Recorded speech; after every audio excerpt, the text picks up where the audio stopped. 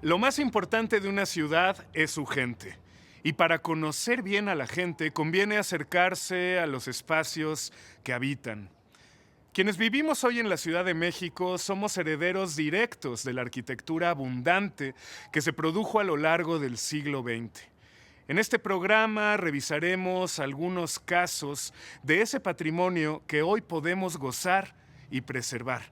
Pero antes demos un rápido paseo por la colonia Roma, un claro ejemplo de las muchas transformaciones por las cuales ha pasado nuestra Ciudad de México.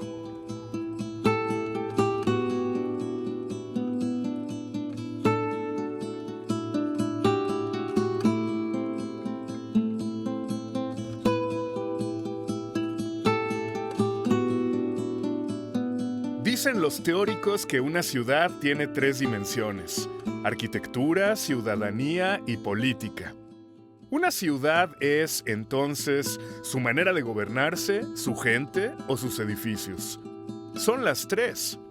En esta ocasión queremos concentrarnos en el diseño de los espacios, particularmente en la arquitectura del siglo XX, antecedente de la Ciudad de México actual. Representa también el patrimonio más abundante, y por pertenecer a la generación de nuestros padres o abuelos, merece un atento apapacho. Me encuentro en la Roma, una de las colonias arquitectónicamente más sabrosas de la ciudad. Echando mano de una idea del arquitecto Teodoro González de León, una combinación de azar, diseño, tiempo y memoria.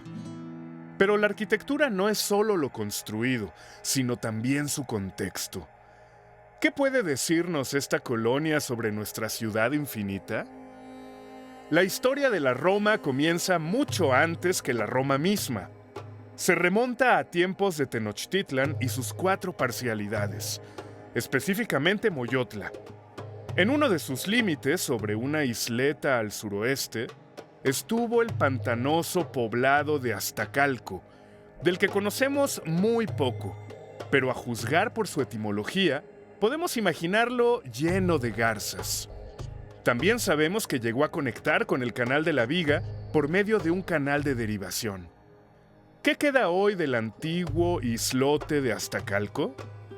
Nada menos que el barrio de Romita, a espaldas del Metro Cuauhtémoc. Según la tradición oral, su pequeña iglesia dedicada a San Francisco Javier sería heredera de otra construida hacia 1530. Enfrente está la Plaza de Romita, con su bonito huerto urbano, la imprescindible tortillería y una rica vendimia de comida cada fin de semana por la mañana.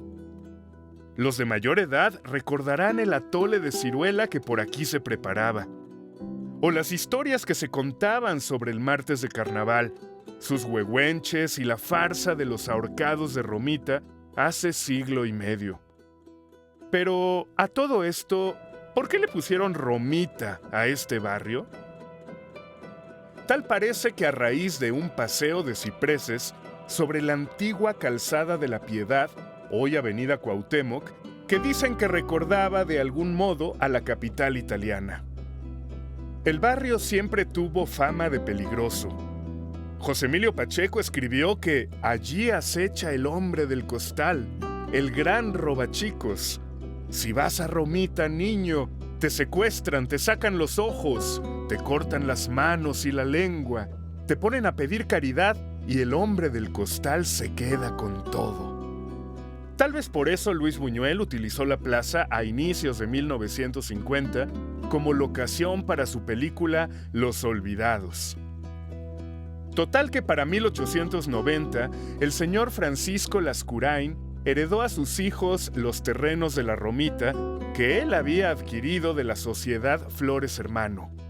Finalmente terminaron en manos de Gabriel Morton, Cassius Lam, Edward Brown y Edward Orrin, quienes en diciembre de 1901 formaron la Compañía de Terrenos de la Calzada Chapultepec a fin de lotificar la zona.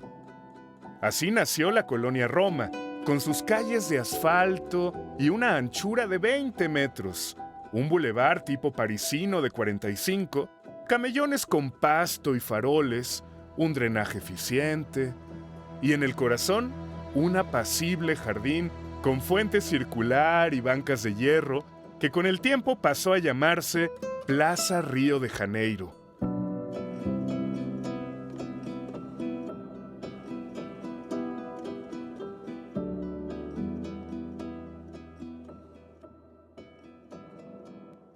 ¿Qué tanto se ha construido en la Roma? Depende del estilo al que nos refiramos. La iglesia de la Sagrada Familia, primera parroquia de la colonia, muy cerca del Metro Insurgentes, se erigió hace 100 años con inspiración neogótica o neorrománica, y su estructura de concreto armado fue todo un avance tecnológico para la época. Igualmente podemos citar el Art Nouveau de la esquina de Colima y Córdoba, sede del Museo del Objeto del Objeto. Dicho estilo, inspirado en las formas orgánicas y libres de la naturaleza, también se encuentra presente en la Casa Prunes, en Chihuahua 78. Y luego está la Casa de las Brujas, cómo no, con sus tabiques rojos, característicos, y techo cónico tipo alemán, obra del ingeniero inglés Regis A. Pigeon, construida en 1908, aunque remodelada más tarde. Originalmente, el edificio Río de Janeiro funcionó como hotel, pero ha brillado también en la literatura como escenario de la novela El desfile del amor de Sergio Pitol. La Roma no ha dejado de crecer desde su fundación a inicios del siglo XX. Muchos de sus grandes lotes tuvieron que dividirse a partir de la Revolución, de forma que en lugar de palacetes y mansiones, se empezaron a construir casitas pequeñoburguesas y privadas para gente de menor posición económica.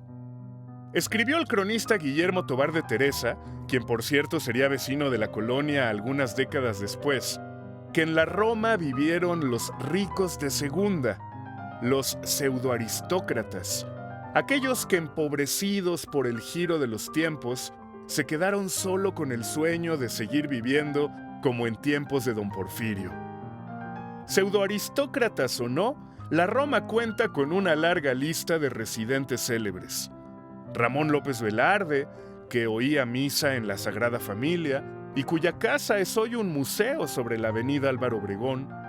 Leonora Carrington, de Chihuahua 194, aunque se la pasaba en el Sanborns de Salamanca.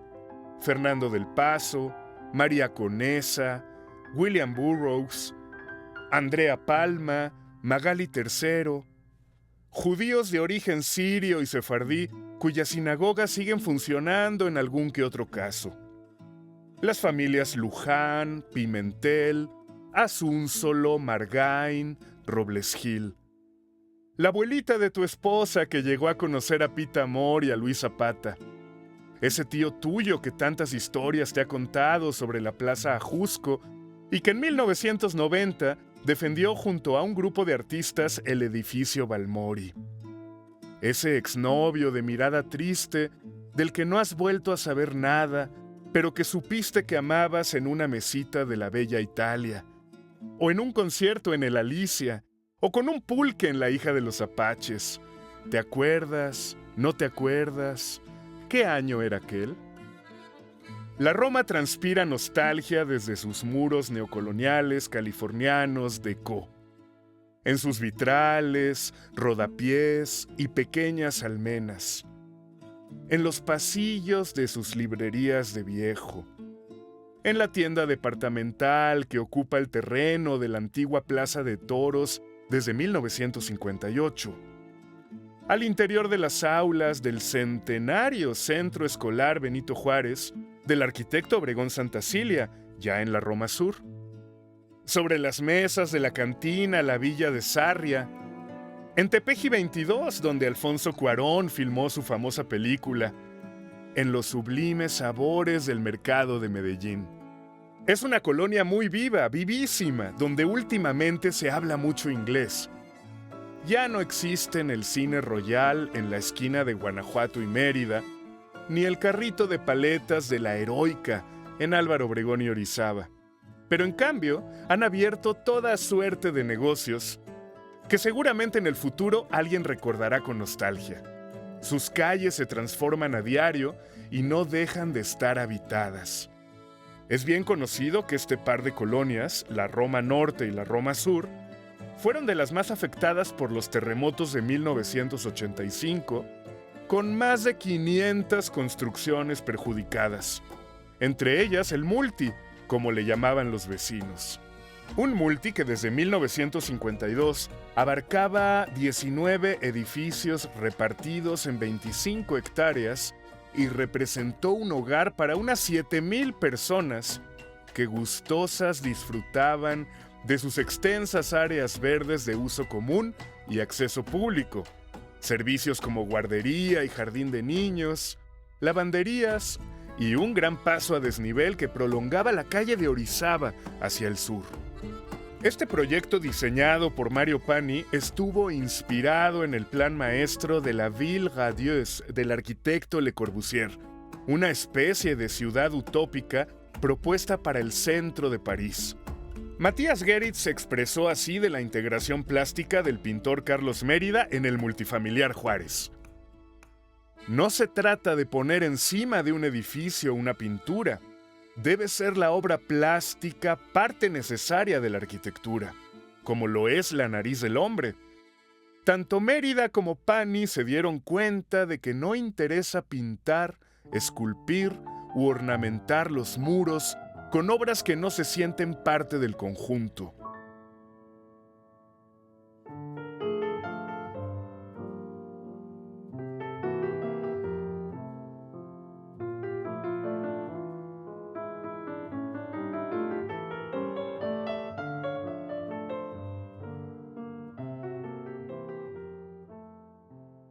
Hay edificios que ya no están, pero que siguen estando de alguna forma y nos enseñan muchísimo sobre arquitectura, ciudadanía y política.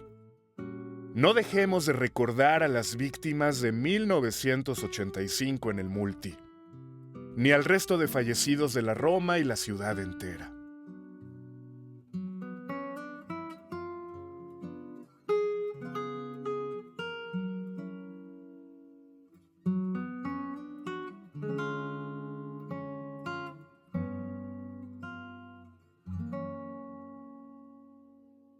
Entre el vasto patrimonio arquitectónico de la Ciudad de México a lo largo de siglos, estilos y arquitectos, destaca el nombre de Luis Barragán. En buena parte porque en 1980 se convirtió en el primer latinoamericano en ganar el prestigioso premio Pritzker por su compromiso con la arquitectura como un sublime acto de imaginación poética, creando jardines, plazas y fuentes de encantadora belleza, paisajes metafísicos para la meditación y la compañía. Pero el reconocimiento no debe provenir de los premios, sino de las obras. Y vaya que la obra de Barragán es supernotable. Todo capitalino tendría que conocerla, no le hace que no sea arquitecto. Barragán nunca formuló un método o programa estético. Habló muy poco en público y no dio clases. Como quien dice, se mandaba solo.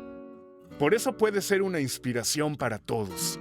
Su obra habla por sí misma, logrando rebasar el saber académico, las fórmulas convencionales y las modas. Según la Fundación Luis Barragán, entre 1936 y 1940, el arquitecto levantó más de 10 edificios tan solo en la colonia Cuauhtémoc, entre viviendas, oficinas y departamentos para artistas. Diseños aparentemente simples, horizontales, sin decoración en sus fachadas, pero espaciosos, llenos de luz natural y antes de que hubiera rascacielos, con espectaculares vistas a la ciudad. No son ejemplos del Barragán más famoso, pero sí del más funcionalista. A diferencia de su famosa casa-taller en Tacubaya, estos edificios no cuentan con reconocimiento de la UNESCO ni protección de parte del Instituto Nacional de Bellas Artes. No hay placa alguna que señale a su autor, y quienes vivimos en la ciudad hemos pasado miles de veces frente a ellos sin la mínima idea de su relevancia. Algunos parecen auténticas cajas de zapatos o se encuentran en malas condiciones, pero otros han sido restaurados, recuperando su función original, como es el caso del edificio para artistas en el número 38 de la Plaza Melchor Ocampo, el cual hizo en colaboración con Max Cheto. Los edificios del movimiento moderno, ya sean de Barragán o no, tienen una característica peculiar. Son viejos, pero no demasiado, o no lo suficiente.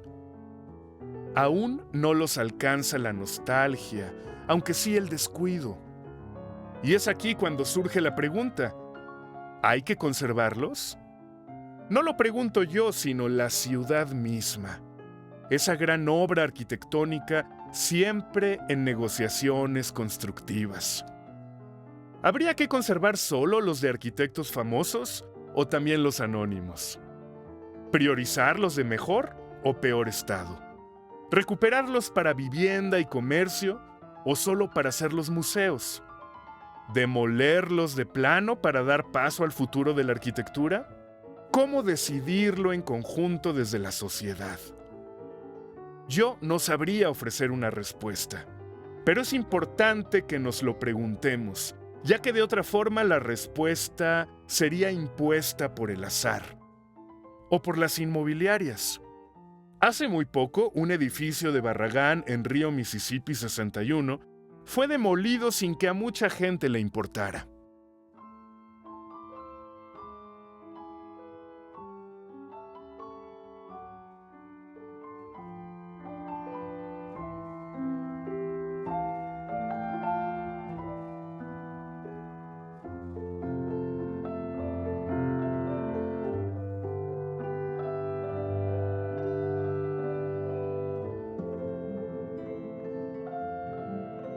Hace alrededor de 2000 años, la explosión del volcán Xitle transformó por completo el sur del Valle de México. Se configuraron una topografía y un ecosistema excepcionales, marcados por cuevas y rincones que hoy son hogar de 300 especies de flora y casi 200 especies de mamíferos, reptiles, aves y anfibios. También de muchos vecinos suertudos que viven en la colonia Jardines del Pedregal.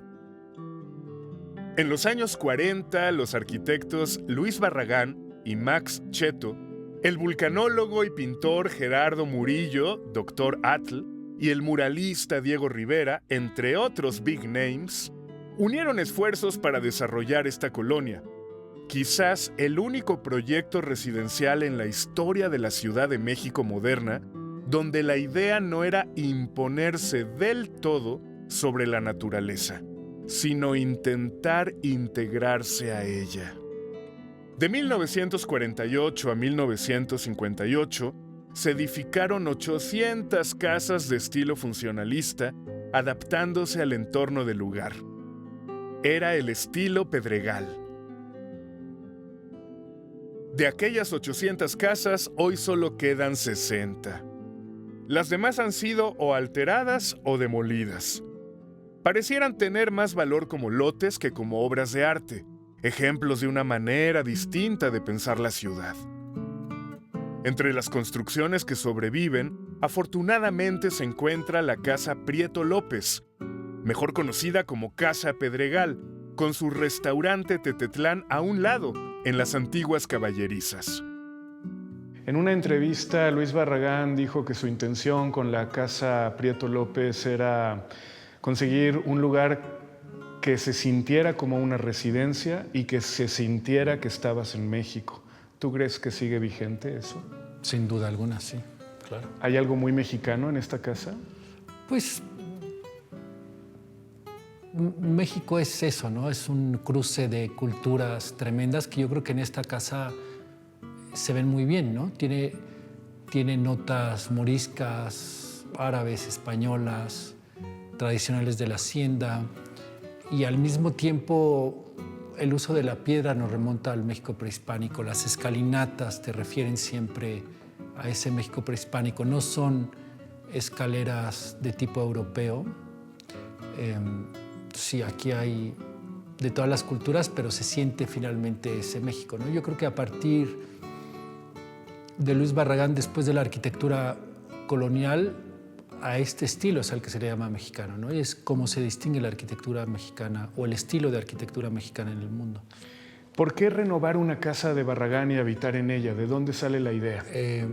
Bueno, renovar es uno de los términos que se podría usar, pero fue una restauración. Fue una restauración completa y pues la intención fue preservar una obra.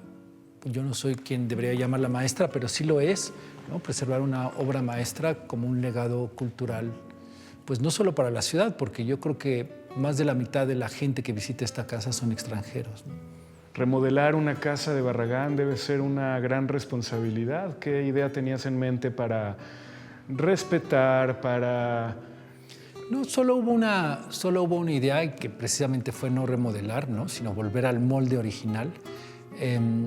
Y solo se tomó una decisión y la decisión fue todo tiene que volver al día en que Barragán entregó las llaves, ¿no? Entonces, con esa premisa, pues sí, diario me hacían 20 o 100 consultas y la respuesta siempre fue la misma, ¿no? Como era en 1952, así tiene que ser.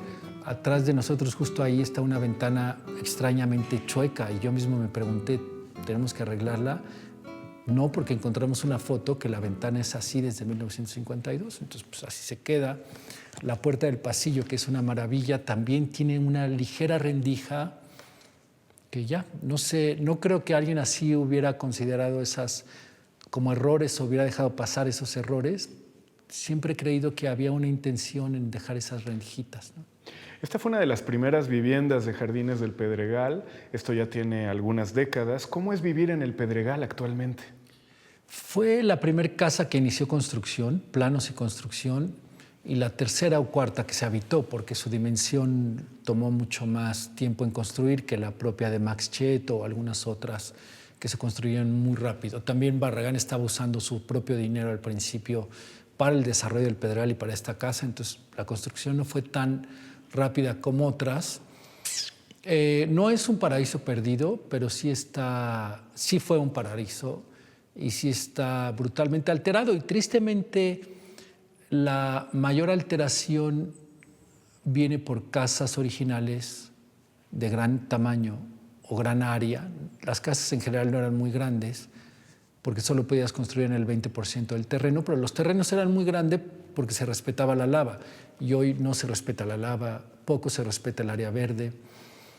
De hecho, donde estuvo solo esta casa, hoy hay 21 casas y aún así mantiene una gran extensión de jardín. Eso ejemplifica muchos otros lugares donde pues, había una casa y hoy hay mínimo 3, ¿no? Barragán venía de terminar su casa para sí mismo en Tacubaya cuando comenzó a construir esta, ¿cierto? ¿Tú crees que hay una correspondencia entre ambas? Primero no fue su casa para sí mismo, él la empezó como parte de su desarrollo en Tacubaya, ¿no? Uno de sus grandes desarrollos urbanos pretendió ser Tacubaya, que parecía ideal estar frente a Los Pinos, a la entonces nueva residencia oficial, pero desafortunadamente su amigo y a la vez enemigo en desarrollos inmobiliarios le atravesó Constituyentes y Tacubaya se quedó como Tacubaya y no se volvió un polo como sí se volvió Polanco, ¿no? Esa casa era para la señora Rosa Bermúdez, estoy casi seguro que ese es su nombre, pero cuando Tacubaya no se convierte en una especie de Polanco, esta señora decide no quedarse con la casa. De cualquier manera, Barragán la termina y decide habitarla, ¿no? Pero él tenía planes para hacer su casa aquí. Su casa que él proyectó para sí mismo era esta. La otra se tuvo que quedar con ella y adaptarla a su gusto, poner ahí su estudio y demás, pero... Originalmente no la hizo para sí. Los planos originales no son para él, son para la señora Bermúdez. Es un lugar común decirlo. Barragán refiere a lo monacal, al recogimiento. ¿Tú sientes estas ideas en esta casa? Sí, en ambos sentidos, ¿no? Porque un templo, un monasterio es al mismo tiempo un lugar de recogimiento, de silencio, de abstracción, de introspección, y al mismo tiempo es un lugar de gozo, de festejos, de celebraciones, de compartir, ¿no? Entonces, Muchas veces pensamos que lo monacal es solo para estar solos o en silencio, pero al mismo tiempo las grandes celebraciones en cada comunidad que tiene su templo o su monasterio son en el propio monasterio, ¿no? Y la casa es un gran ejemplo de eso. Es un enorme privilegio estar solo aquí, solo, sin música, sin luces, sin nada. Y es igual de grandioso estar con 200 amigos en alguna celebración, ¿no? El concepto es de Matías Geritz, pero ¿tú crees que la arquitectura emocional se siente aquí? Bueno, siempre con Matías Geritz, sobre todo yo voy a dudar o poner en tela de juicio qué tanto en realidad el concepto es de Matías o qué tanto Barragán permitió que Matías se apropiara de ese concepto, ¿no? Como las torres de satélite. Como las torres de satélite, ¿no? Matías siempre jugó del lado oficial, por ejemplo, ¿no? Y eso le permitió apropiarse del periférico, digámoslo, ¿no? De muchas cosas. Y Barragán, por el contrario, mucho de lo que ha aprendido de él es jamás peleó, jamás discutió, ¿no? Y yo creo que es un poco redundante, ¿no? Es lo que hablábamos antes, la arquitectura solo podría ser emocional, ¿no? Lo otro es otra cosa. Lo otro no debería llamarse arquitectura. Yo estoy seguro que abrir y compartir esta casa ha cambiado y ha ayudado a preservar muchas más.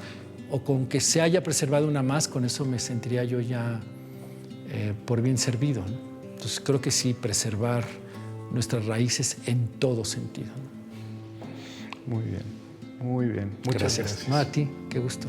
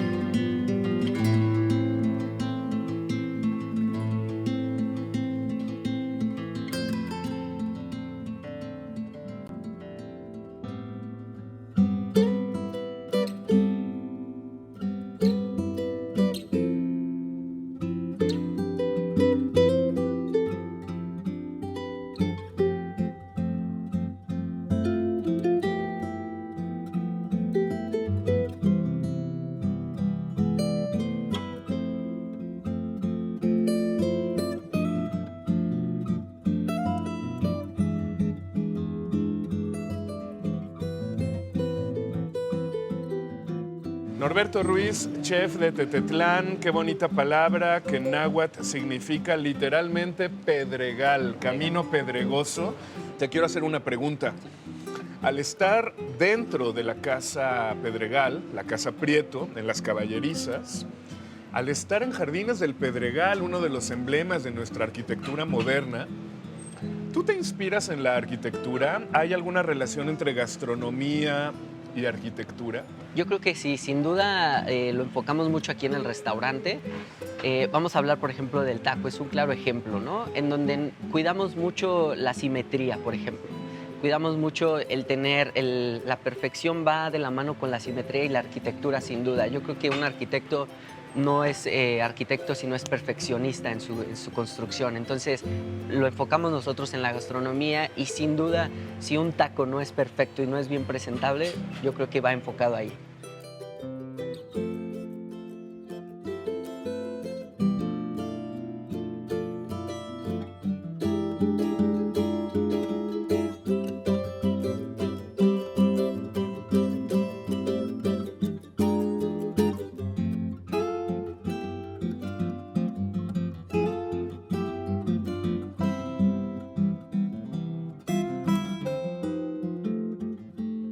¿Qué es lo que está preparando ahorita? Esta sí es una tetela, es masa, está cubierta con hoja santa y va rellena de ayocote, que es un frijol ya sazonado, es grande, queso Oaxaca, un poco de crema de rancho y tenemos carnita de pato. Uy, todo se ve muy bien. ¿Sabe usted de dónde se surten? ¿Los insumos de dónde vienen? Todo empezamos de cero, todo se elabora aquí, la masa inclusive es producida aquí, se nixtamaliza alrededor de 24 horas. Yo llego a las 5 de la mañana, se lava el maíz, se prepara la masa y de ahí la pasamos para acá y me dedico a preparar lo que son las tetelas, las quesadillas, el guarache, mini sope y la tortilla pequeña para taco insecto. ¿Dónde aprendió usted a cocinar? A cocinar aprendí prácticamente en casa. Porque con la abuela. eso se aprende con las mamás, con las Con la abuelas, abuela. ¿no? Ujú. Mi abuela venía de Guerrero. ¿En qué piensa usted cuando está cocinando? Que le estoy dando de comer a mis hijos. Sí, mis hijos son prioridad en casa y que estoy haciéndoles la comida para ellos. Inclusive ellos ya me pusieron aquí la tía. ¿Tú crees que puedes enamorar a alguien a través de la comida? Sí, sí se puede. ¿Lo has hecho? Sí. Y todavía vive conmigo, después de 40 años. Muy bien.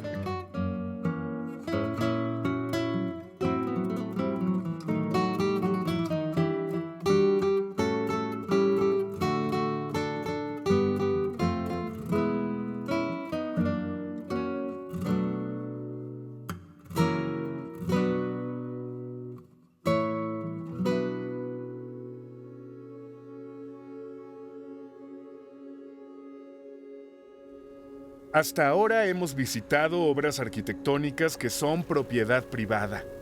Pero también en el Pedregal se encuentra una de las mayores obras arquitectónicas públicas de la ciudad, con más de 700 hectáreas de superficie.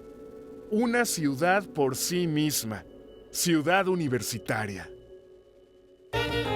Desde finales de los años 20 hubo intentos por reunir en un solo lugar a las distintas facultades de la Universidad Nacional Autónoma de México, que estaban dispersas por lo que hoy llamamos barrio universitario en el centro histórico. El propósito era establecer un campus donde se pudieran reunir estudiantes, profesores e investigadores de todas las áreas del conocimiento y las artes. Fue hasta 1946 que se expropiaron terrenos del Pedregal de San Ángel y 4 años después se colocó la primera piedra de lo que hoy conocemos como CU. El proyecto incluyó a más de 10,000 colaboradores, entre arquitectos, ingenieros, artistas plásticos y obreros, que construyeron la torre de rectoría, la biblioteca central, la torre de ciencias, que hoy es la Torre 2 de Humanidades, y el Estadio Olímpico, por nombrar apenas algunas de las más de 50 edificaciones que integran el campus central, declarado en 2007 Patrimonio de la Humanidad. En 2014, los arquitectos e investigadores Salvador Lizárraga Sánchez y Cristina López Uribe editaron el libro Habitar CU, 60 años, Ciudad Universitaria, UNAM, 1954-2014. Quisimos platicar con ellos para que, con la perspectiva de esta revisión, nos hablen de la vigencia, limitaciones y potencial de la arquitectura de la máxima casa de estudios.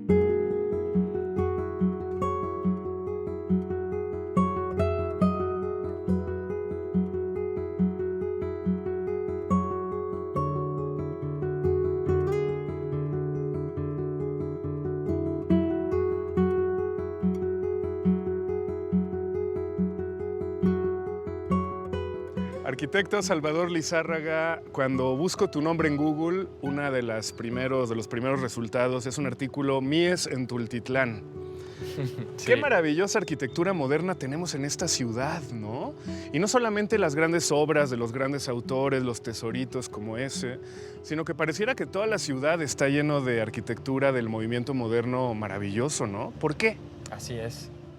Porque hay un proceso muy importante desde la independencia que hace que sus manifestaciones artísticas se vuelvan cada vez más fuertes. Y la Revolución Mexicana hace un empuje tremendo a estas, las artes, en particular escultura, pintura, arquitectura, muralismo y todo esto, y condiciones internacionales, como la Segunda Guerra Mundial y el que ganen los países aliados y México al lado de Estados Unidos y todo esto, produce una arquitectura particularmente importante dentro de América Latina y el mundo, tal vez. De los 5 campus que hay con el reconocimiento de Patrimonio Mundial de la UNESCO, solo 2 están en Latinoamérica, Caracas y Ciudad de México, y los 2 son del movimiento moderno. ¿Cómo explicas que Latinoamérica sea tan pródiga en arquitectura moderna, y particularmente México?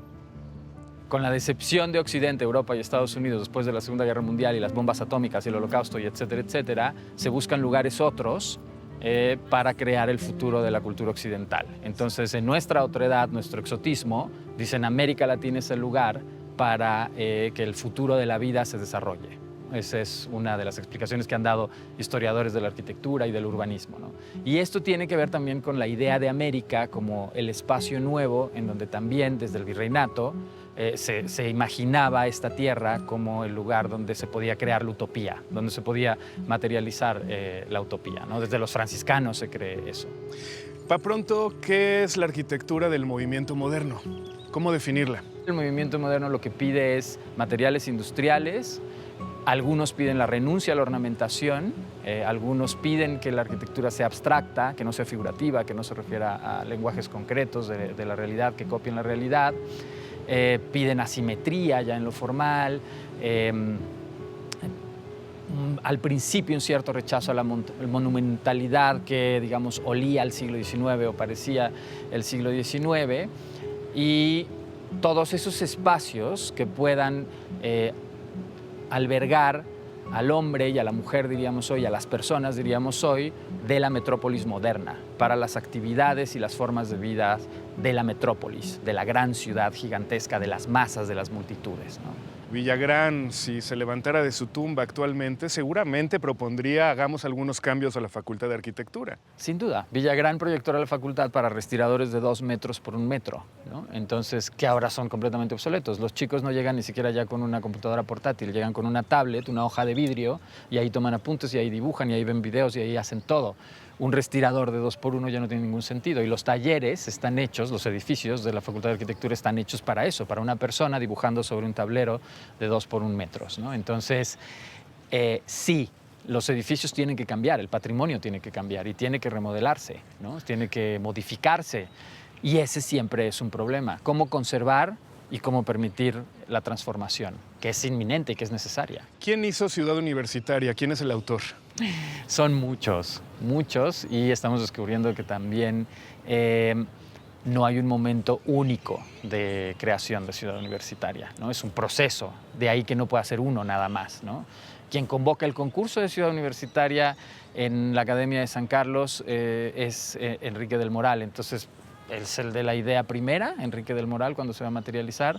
Los estudiantes que entregan, Teodoro González de León, Armando Franco y Enrique Molinar, que entregan el proyecto original Le Corbusiano moderno, quienes lo toman y lo vuelven una maravilla, que son Enrique del Moral y Mario Pani, que tienen la habilidad y la experiencia y el profesionalismo, porque ya eran más grandes para realmente hacer un proyecto ejecutivo de esta calidad. Carlos Lazo. Carlos Lazo, que entra después a acelerar la obra. La figura de Carlos Lazo en Ciudad Universitaria es muy controvertida, pero tiene mucho que ver con el resultado final de Ciudad Universitaria. Nos gusten o no los murales, eso ya es aparte.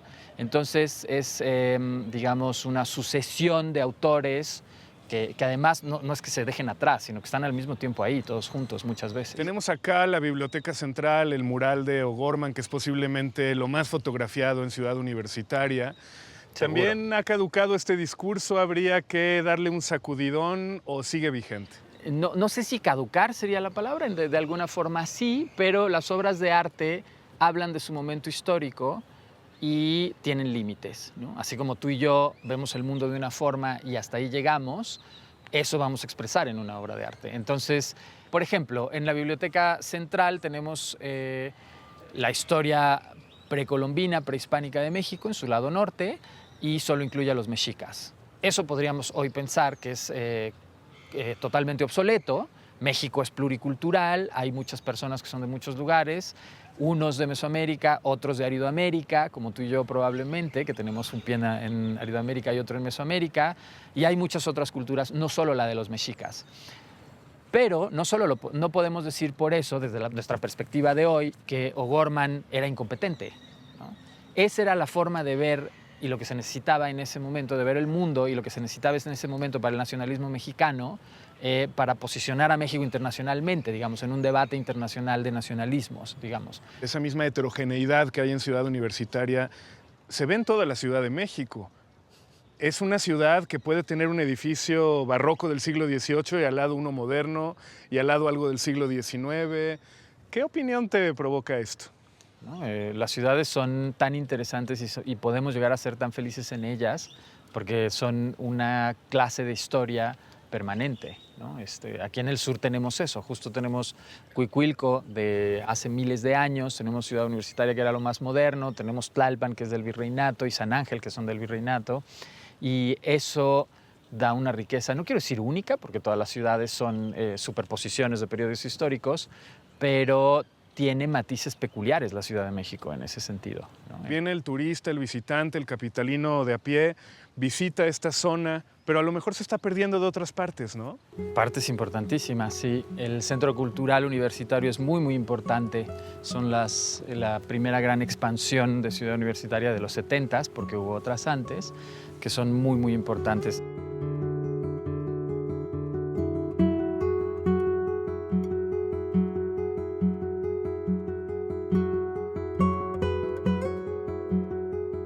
Ahí tenemos la Sala Nezahualcóyotl, los teatros, los cines y el gran disco de Matías Geritz y Helen Escobedo y otros artistas en la lava. Toda esa zona es muy importante y las esculturas de muchos de los más importantes del siglo XX. Eso es muy importante.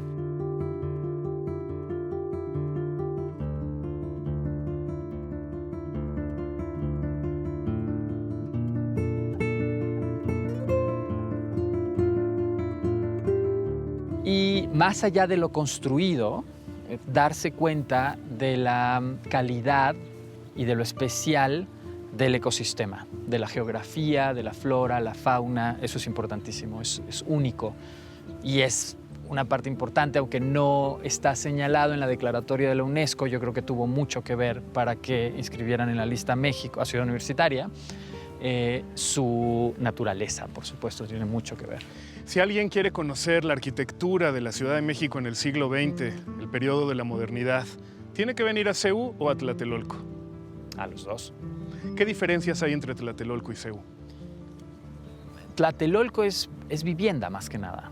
Entonces, el espíritu es muy distinto. La sensación en Tlatelolco es muy, muy diferente en términos de quiénes están ahí, cómo, son familias. ¿Qué es lo que más hay en Ciudad Universitaria? Jóvenes. ¿Qué tipo de jóvenes?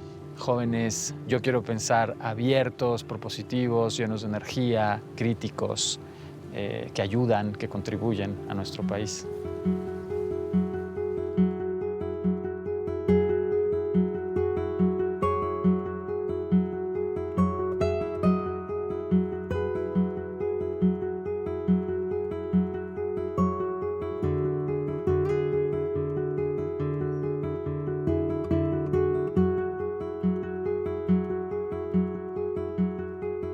Arquitecta Cristina López Uribe, ¿por qué Ciudad Universitaria nos debería importar a todos los capitalinos en términos arquitectónicos?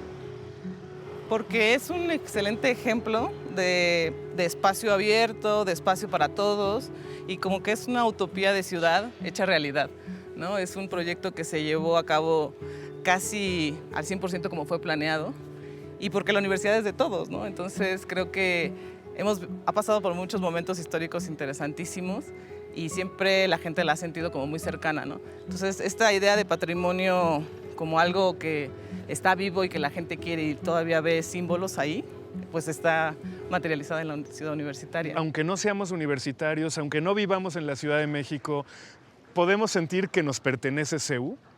Yo creo que sí, ¿no? O sea, eso es lo que pasa con CEU, todo el mundo lo siente suyo. Cuando, por ejemplo, en el 68 que entraron los tanques aquí a CEU, la gente se lo tomó personal, o sea, aunque no fueran universitarios, la gente le dolió, ¿no? Lloraban así, pensando que el ejército pudiera venir a detener a los estudiantes. Y ahora, todos los fines de semana, la gente ocupa las instalaciones, trae a sus perros, se vienen en bicicleta, o sea, es de todos. ¿Qué podemos decir acerca de este edificio? ¿De quién es? ¿De qué año? ¿Dónde estamos? Mira, esta es la parte de la Facultad de Ciencias, lo que era la Facultad de Ciencias originalmente, y es muy interesante porque fue, digamos, el detonador de toda la construcción de Ciudad Universitaria. Desde aquí empezó todo a desarrollarse todo el proyecto. Además, fue comandado por 3 arquitectos jóvenes, que son Raúl Cacho, Eugenio Pechard y Félix Sánchez. Y pues la idea era justo tener como una especie de claustro acá, con un patio central que estaba abierto a la calle. O sea, la idea era que se viera un mural padrísimo que está allá adentro, desde la calle, pero que ahora, pues con el crecimiento se ha cerrado. Y una torre muy alta que está al fondo, que luego veremos, que era como la torre más alta, ¿no? Así se vendió en el momento, como la propaganda de la ciudad universitaria era: esta torre, la más alta de México, se está construyendo, un piso cada día. Bueno, y es interesante de esta parte de acá el diseño que tiene como en zigzag, que de hecho hay mucha gente que interpreta de miles de maneras, pero que en realidad, bueno, dicen que es Quetzalcóatl y miles de cosas, pero en realidad lo que pasa es simplemente que el funcionalismo usa recursos de la función para, digamos, tener plástica en los edificios. Y aquí es la isóptica de los salones, son como pequeños teatritos cada salón, la que hace este movimiento tan interesante como de zigzag en la fachada.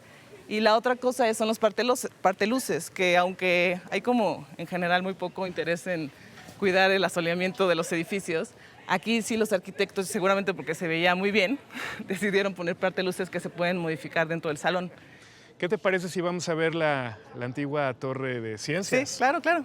Sí, aquí la idea era, todos estos edificios tienen una planta baja libre, tenían una planta baja libre, entonces la idea era poder transitar casi libremente por cualquier, también de los edificios de allá. O sea, esta era como originalmente una de las premisas de diseño. Pero con el crecimiento de las escuelas, pues ya se ha cerrado mucho este paso. Pero aquí se mantiene, esto es bueno, ¿no? Que por lo menos aquí podemos pasar, y abajo de la Torre de Humanidades, cuando no está en obra, también se puede pasar por abajo.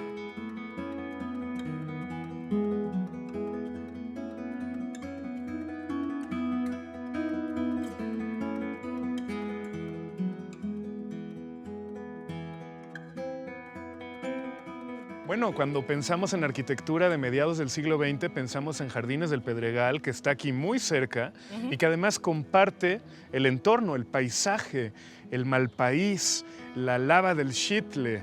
Claro. Solo que allá es habitacional y acá es una ciudad universitaria. ¿Qué relación guardan ambos proyectos? Pues en realidad son proyectos hermanos, o sea, se concibieron al mismo tiempo. Poquito antes de que el gobierno comprara los terrenos de la ciudad universitaria, ya había Barragán comenzado a fraccionar el Pedregal con sus socios comerciales y ya había empezado, digamos, a conceptualizar cómo iba a venderle a la gente la idea de que era una buena idea venir a vivir al medio de la lava con las tarántulas y todo tipo de alimañas, ¿no?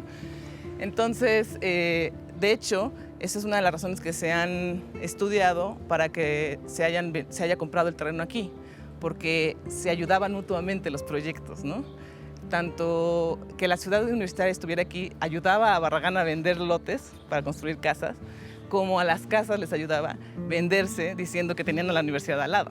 ¿Qué opinión te merece la Casa Prieto de Barragán, la Casa Pedregal? La Casa Prieto López es muy interesante porque es el primer proyecto en donde Barragán empieza a diseñar lo que él imaginaba para el Pedregal, que es muy distinto a lo que resultó, ¿no? En aquel momento Barragán había, de hecho junto con Diego Rivera, empiezan a idear cómo es que les gustaría que fueran las casas, ¿no? Y me acuerdo que una de las constantes era que los muros fueran altos, que las bardas fueran altas y que las plantas escurrieran por arriba de las bardas, ¿no? Y bueno, ya vemos que después la arquitectura del Pedregal era al revés, ¿no? Eran como estas casas de cristal en el centro del terreno, que no tenían bardas, ¿no? ¿Sientes Ciudad Universitaria como un proyecto joven o ya envejecido? No, es un proyecto joven para mí. Más porque ahora ha sobrevivido muy bien, digamos, este momento de cuestionamiento de la modernidad. Entonces sobrevivió con dignidad y siendo utilizado además. Se ha adaptado a las circunstancias y ahora viene como un periodo de, yo creo que como revaloración de muchas cosas que originalmente planteaban estos edificios y que quizá ahora los necesitamos otra vez, ¿no? Como esta idea de la libertad, de los espacios abiertos.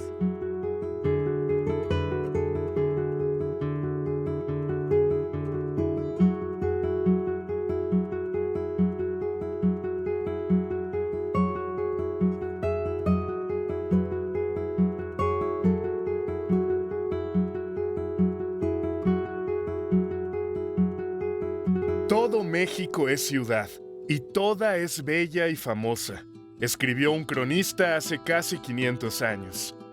Es una frase vigente. Hoy cada rincón y alcaldía importan, cada pueblo originario y colonia, sus incontables barrios, toda unidad habitacional y rascacielos, pero sobre todo su gente. Inabarcable y atípica, esta capital no tiene límites concretos ni un número exacto de habitantes.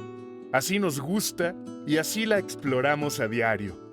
Los invito a conocer juntos, de cerca, esta ciudad infinita.